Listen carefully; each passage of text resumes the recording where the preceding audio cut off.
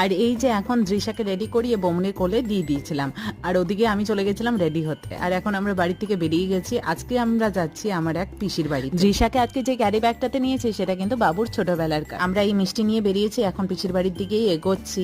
আজকে আমরা স্পেশালি যাচ্ছি ওর মামা ভাতের ইনভিটেশন নিয়ে। আর তাছাড়াও আমার পিসামানা রিসেন্টলি মারা গেছেন, উনি যখন চলে যান তখন ওই সময় আমি আর শিলিগুড়ি ছিলাম না, তাই আর পিসির বাড়ি আসা হয়নি। তাই মার সাথে আমিও এসেছিলাম পিসির বাড়িতে একবার পিসিকে দেখে যেতে। পিসির মেয়েও এখানে থাকে না, কিন্তু এখন মার সাথে কয়েকদিন থাকবে বলেই এসেছিল। আর এই দেখো দৃশাকে ঘরে ঢোকাতেই কিন্তু ও লাফালাফি শুরু করে দেয়। ওর এত অত্যাচার দেখে আমার বোনকে কোলে করে বাইরে নিয়ে চলে গেছিল। তারপরেই পিসি চা আর বিস্কিট নিয়ে আসে আমাদের জন্য।